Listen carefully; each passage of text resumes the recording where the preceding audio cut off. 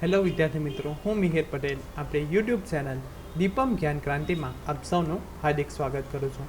આ વિડીયોમાં આપણે ધોરણ 12 વિષય ઇકોનોમિક્સ જેનું ચેપ્ટર નંબર 9 વિદેશ વેપાર અંગેનું છે. તો વિડીયો નંબર 4માં આપણે આંતરિક વેપાર અને વિદેશ વેપાર વચ્ચેનો તફાવત શું છે અને વિદેશ વેપારની જે પ્રવર્તમાન સ્થિતિ છે તો એ અંગેની ચર્ચા કરીશું.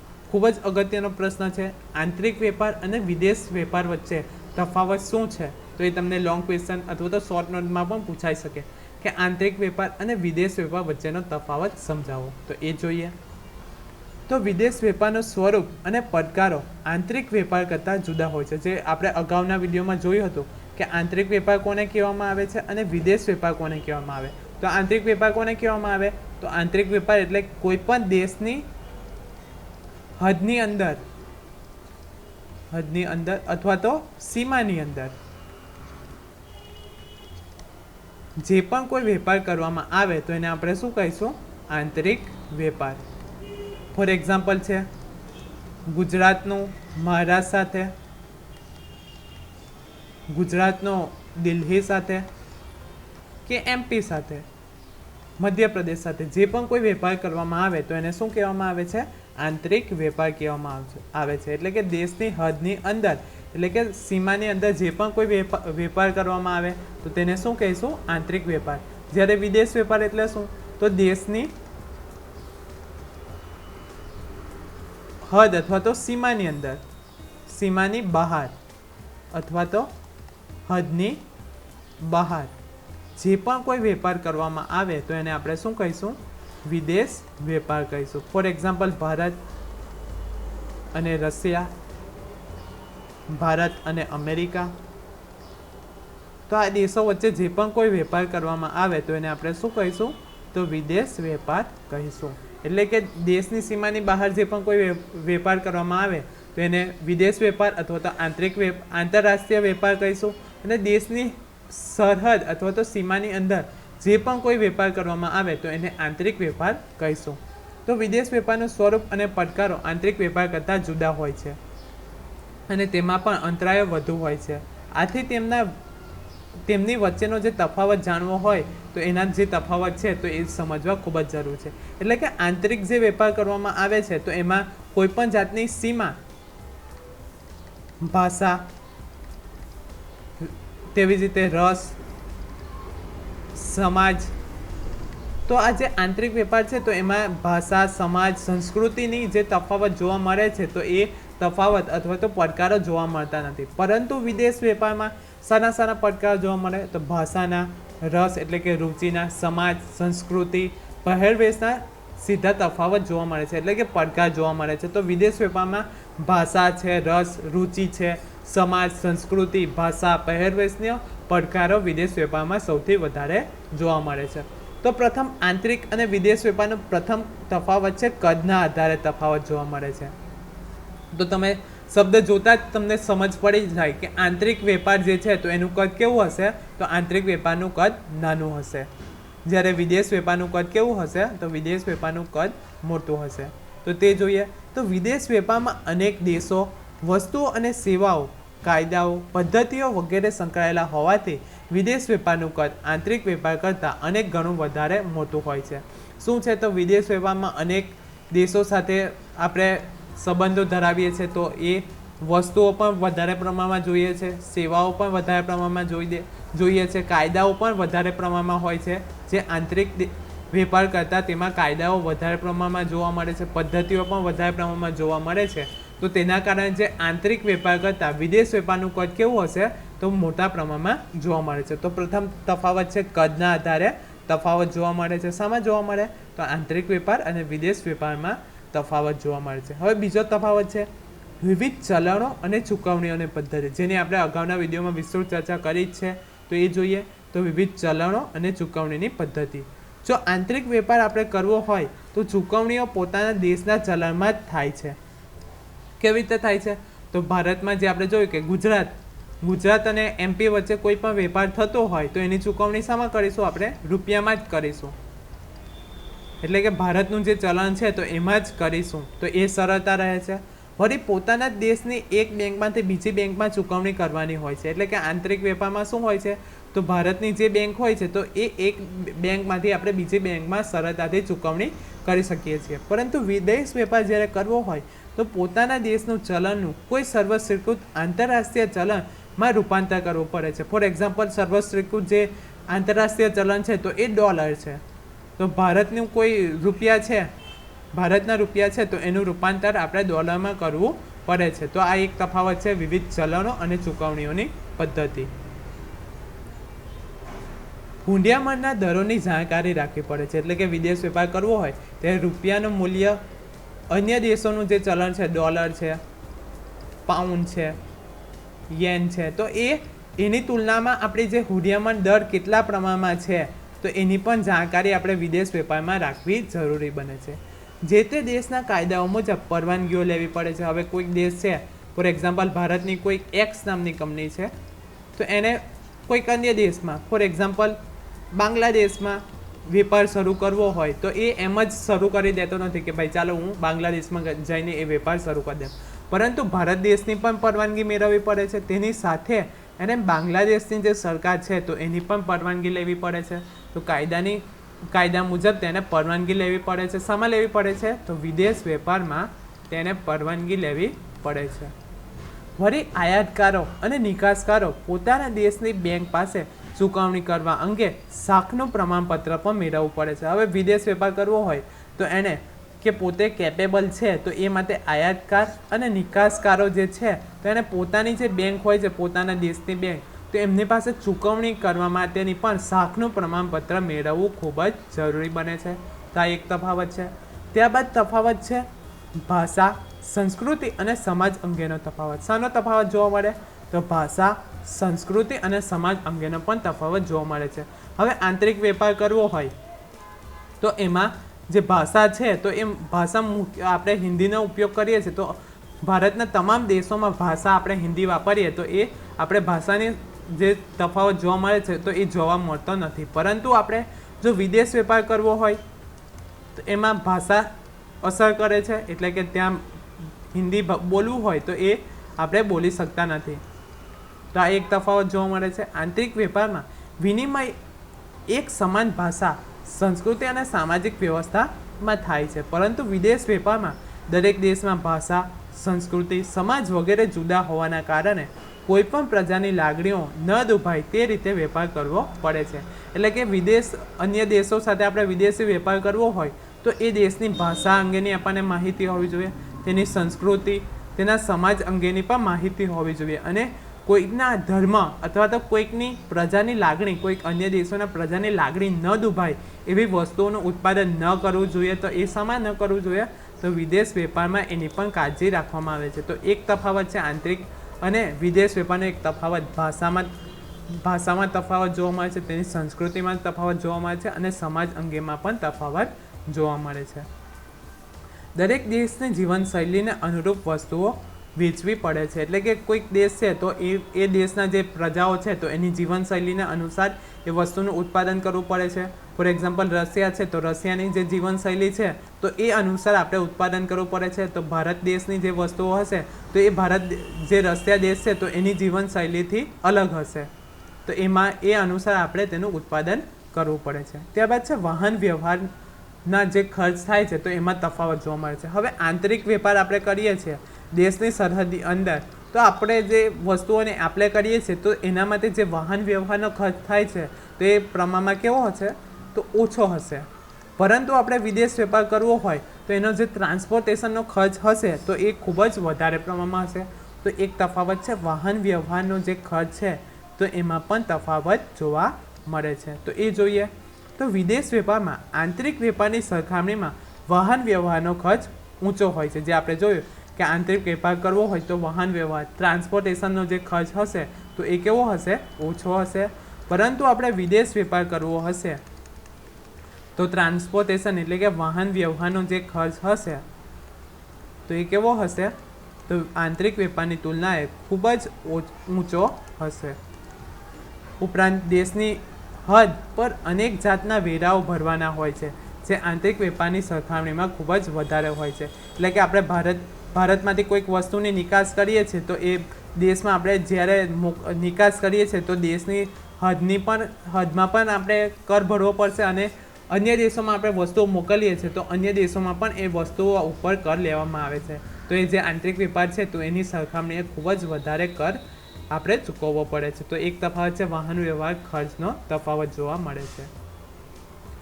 ત્યારબાદ છે હરીફાઈના પ્રમાણમાં તફાવત. શામાં તફાવત જોવા મળે છે? તો હરીફાઈમાં તફાવત જોવા મળે છે. હવે જો આપણે આંતરિક વેપાર કરતા હશે તો અલગ અલગ કંપની ભારત દેશમાં અલગ અલગ કંપનીના વસ્તુનું ઉત્પાદન કરશે, પરંતુ જે ટેકનોલોજી હશે તો એ કેવી હશે? સમાન જ ટેકનોલોજી હશે. તો એના કારણે જે હરીફાઈ જોવા મળે છે આંતરિક વેપારમાં, તો હરીફાઈનું પ્રમાણ કેવું હશે? ઓછું હશે. અને જો વિદેશ વેપાર કરતા હોઈએ તો અનેક દેશોની ટેકનોલોજીનો સામનો કરવો પડે છે. તો અનેક ટેકનોલોજીના કારણે અનેક દેશોમાં તફાવત જોવા મળે છે. તો તેના કારણે શું થશે? તો જે હરીફાઈ છે તો હરીફાઈનું પ્રમાણ કેવું હશે? તો હરીફાઈનું પ્રમાણ વધારે પ્રમાણમાં હશે. શામાં વધારે હશે? તો વિદેશ વેપારમાં. તો તે જોઈએ તો એક તફાવત છે હરીફાઈના પ્રમાણમાં તફાવત. તો તેની વિસ્તૃત ચર્ચા કરીએ તો આંતરિક વેપારમાં કોઈક વસ્તુના અનેક ઉત્પાદકો હોય તો પણ ઉત્પાદનના સાધનો, ટેકનોલોજી વગેરે સમાન હોવાના કારણે તેઓ વસ્તુઓનું વર્ગીકરણ અને વિભિન્નતાના ધોરણે વધુ પડતી હરીફાઈ કરી શકતી નથી. જે આપણે ઉદાહરણ જોયું કે આંતરિક વેપારમાં ફોર એક્ઝામ્પલ ભારત દેશ છે તો મોબાઈલ બનાવતી અલગ અલગ કંપનીઓ છે. તો એ તમામ જે મોબાઈલ બનાવતી કંપનીઓ છે તો એ એક જ ટેકનોલોજીનો ઉપયોગ કરે છે. તો તેના કારણે શું થશે? જે હરીફાઈ છે તો અથવા તો હરીફાઈ ઓછા પ્રમાણમાં થશે, અને જે વસ્તુઓ હશે તો એ સમાન જ હશે. તો તેના કારણે શું થશે? જે હરીફાઈનું પ્રમાણ છે તો એ ઓછું હશે. પરંતુ વિદેશમાં દરેક ઉત્પાદક વર્ગીકરણ અને વિભિન્નતાના આધારે હરીફાઈ કરે છે. વળી કોઈ દેશમાં એક પ્રકારની વસ્તુઓ વેચવા માટે જે તે દેશના ઉત્પાદકો તથા અન્ય દેશના ઉત્પાદકો બજાર હિસ્સો મેળવવા હરીફાઈ કરશે. જે આપણે ઉદાહરણ જોયું કે વિદેશ વેપાર કરવો હોય તો અલગ અલગ દેશની અલગ અલગ ટેકનોલોજીના કારણે શું થશે? તો હરીફાઈનું પ્રમાણ વધારે જોવા મળશે. ફોર એક્ઝામ્પલ, જ્યારે ભારતમાં વિદેશી કારીઓ એટલે કે કાર ન હતી ત્યારે દેશના ઉત્પાદકો વચ્ચે હરીફાઈ ઓછા પ્રમાણમાં થતી હતી. તેનું પ્રમાણ આજના સમયમાં જેવું ન હતું, જ્યાં રોજ નવા મોડલ, નવા આકર્ષણો, નવી વિજ્ઞાપન વગેરે જોવા મળે છે. આજે વિદેશી કાર બનાવવાવાળી કંપનીઓ ભારતના બજારમાં પોતાનો હિસ્સો વધારવા પ્રયાસ કરી છે. એટલે કે પહેલાંના સમયમાં શું હતું? તો ફક્ત ભારતમાં જે ઉત્પાદન થતી હતી એવી જ કારો બજારમાં હતી. તો તેના કારણે શું થતું હતું? તો જે હરીફાઈનું પ્રમાણ હતું તો હરીફાઈનું પ્રમાણ કેવું હતું? ઓછું હતું. પરંતુ આજનો જે સમય છે તો એમાં ભારત દેશમાં અનેક વિદેશી કાર બનાવતી કંપનીઓ આવી રહી છે. તો તેના કારણે શું થાય છે? તો રોજે રોજ નવા મોડલો આવે છે, નવા આકર્ષણ કરે એવી કારો બનાવવામાં આવે છે, નવી ટેકનોલોજીથી કારો બનાવવામાં આવે છે. તો તેના કારણે જે હરીફાઈ થાય છે તો એ હરીફાઈનું પ્રમાણ કેવું થાય છે? તો હરીફાઈ વધારે પ્રમાણમાં જોવા મળે છે. જેનું ઉદાહરણ છે કે હવે ઓટો ગિયરવાળી કાર આવે છે. તો એ પહેલાંના સમયમાં ઓટો ગિયરવાળી કાર ન હતી, પરંતુ આજના હરીફાઈના સમયમાં ઓટો ગિયરવાળી કાર આવે છે. તો એ આ ઉદાહરણ છે. હરીફાઈનું પ્રમાણ શામાં વધારે જોવા મળે છે? તો વિદેશ વેપારમાં હરીફાઈનું પ્રમાણ કેવું હશે? તો હરીફાઈનું પ્રમાણ વધારે હશે. તેની તુલનામાં જે આંતરિક વેપાર આપણે કરીએ છીએ તો આંતરિક વેપારમાં હરીફાઈનું પ્રમાણ કેવું હશે? ઓછા પ્રમાણમાં હશે. શા કારણે ઓછા પ્રમાણમાં હશે? તો સમાન ટેકનોલોજીનો આપણે ઉપયોગ કરીએ છીએ, તેના કારણે જે હરીફાઈનું પ્રમાણ છે તો એ ઓછા પ્રમાણમાં જોવા મળે છે. ત્યારબાદ છે ગ્રાહકોને સંતોષવા અંગેનો તફાવત. શું છે? ખૂબ જ અગત્યનું છે કે કોઈ પણ કંપની હોય તો જો એને સફળતા મેળવવી હશે તો તેનો સીધો આધાર કોણ હશે? ગ્રાહકોને જે સંતોષ, તૃપ્તિગુણ પ્રાપ્ત થાય છે તો તેના પર રહેલો છે. તો આંતરિક વેપાર અને વિદેશ વેપારનો એક તફાવત છે ગ્રાહકને સંતોષવા અંગેનો તફાવત. તો એ જોઈએ. એક જ દેશમાં સમાજ, શિક્ષણ, સજાગતા, માહિતી, પસંદગીઓ, મૂલ્યો, સહનશીલતા વગેરેના ધોરણો સમાન હોવાના કારણે વેચનારને ગ્રાહકના સંતોષનો અંદાજ સહેલાઈથી આવી જાય છે. એટલે કે આંતરિક વેપાર આપણે કરીએ છીએ, ફોર એક્ઝામ્પલ ભારતમાં કોઈક વસ્તુઓ બનાવતી કંપનીઓ છે તો એને જે ગ્રાહક છે ભારતના લોકો, તો એની માંગ કેવા પ્રકારની છે, તેની જીવનશૈલી કેવા પ્રકારની છે, તેને સંતોષ કયા પ્રકારમાં મળી જશે, કઈ કિંમતે જો એ વસ્તુનું ઉત્પાદન કરવામાં આવે અને બજારમાં એ કિંમતે મૂકવામાં આવે તો ગ્રાહકો વધારે પ્રમાણમાં ખરીદી શકે તો એ અંગેની માહિતી કોને ઝડપથી મળી જાય છે? તો આંતરિક જે વેપાર કરતી કંપનીઓ છે તો એમને ઝડપથી એનો ખ્યાલ મળી જાય છે અને તે અનુસાર તે ઉત્પાદન કરે છે.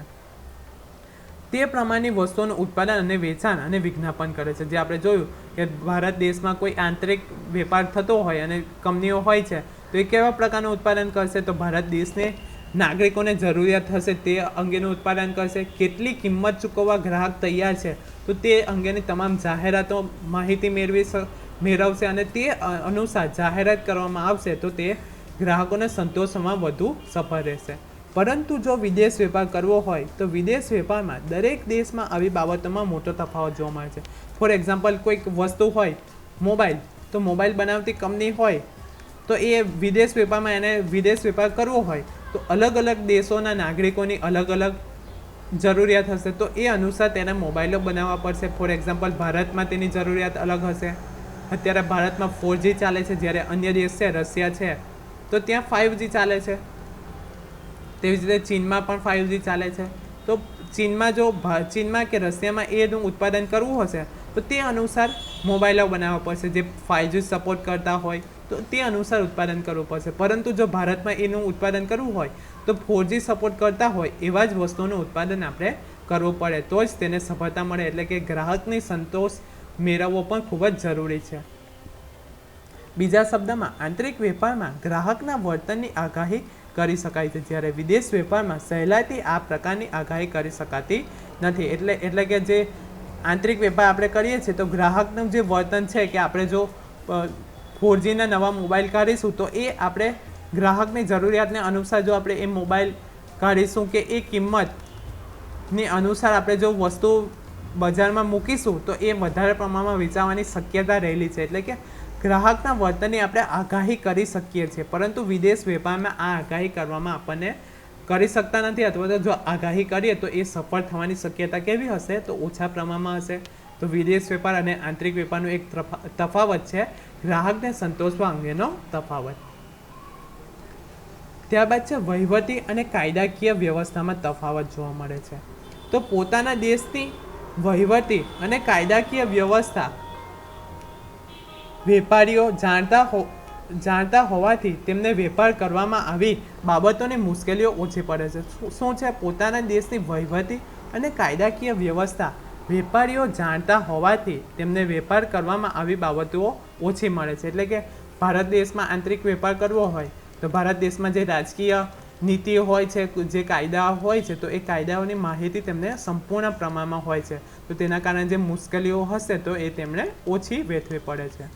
પરંતુ વિદેશ વેપારમાં દેશની વેરા, કાયદાકીય પરવાના અંગેની માહિતી પૂરી જાણ્યા વગર વેપાર કરવાનું લગભગ અસંભવ બને છે. એટલે કે કોઈ વિદેશ વેપાર કરવો હોય તો તે અન્ય દેશોની નીતિ કેવી છે, વેપારની નીતિ, તેના ઉપર જે વેરા લેવામાં આવે છે તો વેરા, કાયદાઓ અંગેની માહિતી આપણે પહેલાં મેળવવી ખૂબ જ જરૂરી છે.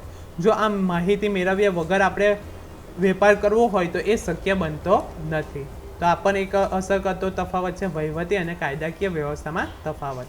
અન્ય દેશોની નીતિઓ વિશેની માહિતી મેળવવાની પ્રક્રિયા અઘરી અને ખર્ચાળ બને છે. એટલે કે અન્ય દેશો સાથે આપણે વેપાર કરવો હોય તો અન્ય દેશોમાં કેવા પ્રકારની નીતિઓ ચાલે છે, કેવા પ્રકારના વેરાઓ ઉઘરાવવામાં આવે છે તો એ મેળવવી ખૂબ જ અઘરી છે. અને જો એ માહિતી મેળવવી હોય તો એ કેવી પ્રમાણમાં ખર્ચાળ પણ થાય છે. ત્યારબાદ ટોપિક છે વિદેશ વેપારની પ્રવર્તમાન સ્થિતિ શું છે તો એ જોઈએ. તો એગ્નસ મેડિસન નામના ઇતિહાસકારની શોધ દર્શાવતા વર્લ્ડ ટ્રેડ રિપોર્ટ 2013માં દર્શાવ્યું છે કે 18મી સદીના મધ્યગાળાથી વિશ્વની વસ્તી 6 ગણી વધી ગઈ. આ ફક્ત તમારી માહિતી માટે છે કે 18મી સદી જે હતી તો એ મધ્યગાળામાંથી વિશ્વની જે વસ્તી હતી તો એ કેટલી થઈ ગઈ? તો 6 ગણી વધી ગઈ. વિશ્વનું ઉત્પાદન 60 ગણું વધી ગયું, જ્યારે વિદેશ વેપાર 140 ગણો વધી ગયો. એટલે કે તેની સીધી અસર આપણે કહી શકીએ કે વસ્તી વધવાના કારણે શું થયું? તો વસ્તી વધી તો તેના કારણે શું થયું? તો ઉત્પાદનનું પ્રમાણ વધ્યું. હવે ઉત્પાદનનું પ્રમાણ વધ્યું તો તેના કારણે શું થયું? તો વિશ્વનો જે વેપાર હતો, વિશ્વ વેપાર, તો એનું પ્રમાણ પણ વધારે પ્રમાણમાં થયું. તો આપણે કહી શકીએ કે જેમ વસ્તી વધે છે તેમ આપણે ઉત્પાદનનું પ્રમાણ પણ વધે છે અને તેના કારણે જે વિદેશ વેપારનું પ્રમાણ હતું તો એમાં પણ વધારો થયેલો જોવા મળે છે. આ રિપોર્ટ મુજબ વિશ્વના વાહન વ્યવહાર અને સંદેશા વ્યવહારના ખર્ચમાં નોંધપાત્ર ઘટાડો થવાથી વેપારને વેગ મળ્યો. શું છે? તો વિદેશ વેપારના જે વાહન વ્યવહાર, ટ્રાન્સપોર્ટેશનનો ખર્ચ અને સંદેશા વ્યવહારના ખર્ચમાં ઘટાડો થવાથી વેપારને વેગ મળ્યો. એટલે કે આપણે જો વેપાર કરવો હોય તો વાહન વ્યવહારનો ખર્ચ અને સંદેશા વ્યવહારનો ખર્ચ જો વધારે હશે તો આપણને જે નફો મળે છે તો એ નફાનું પ્રમાણ કેવું હશે? ઓછું હશે. પરંતુ આ બંનેમાં ખર્ચ ઓછો થવાના કારણે લોકોને નફો વધવાની શક્યતા દેખાય તો તેના કારણે પણ વેપારને વેગ મળ્યો છે. તદુપરાંત પ્રદેશો વચ્ચે રાજનૈતિક સંબંધોનો વિકાસ થતાં વેપાર વધવા માંડ્યો છે. છેલ્લા 30 વર્ષમાં વ્યવસાયિક સેવાઓના વેપારમાં દર વર્ષે સરેરાશ 7% વધારો થાય છે. એટલે કે છેલ્લા 30 વર્ષમાં જે વ્યવસાયિક સેવાઓ છે તેના વેપારમાં દર વર્ષે 7% વધારો થયેલો જોવા મળે છે. 1980 અને 2011ની વચ્ચે વિકાસશીલ દેશોનો નિકાસમાં ફાળો 34%થી વધીને કેટલો થઈ ગયો? તો 47% અને આયાતોમાં તેમનો ફાળો 29%થી વધીને 42% થઈ ગયો. આ ફક્ત તમારી માહિતી માટે છે. એશિયાના દેશો આજે વિશ્વ વેપારમાં નોંધપાત્ર ભાગ ભજવે છે. છેલ્લા કેટલાક દાયકાઓ દરમિયાન વિશ્વ ઉત્પાદનના વૃદ્ધિદર કરતાં વિશ્વ વેપારનો વૃદ્ધિદર બમણા પ્રમાણમાં વધ્યો છે. આ દર્શાવે છે કે વિદેશમાં વેચાણ વ્યવસ્થાઓનો વિકાસ થયેલો જોવા મળે છે.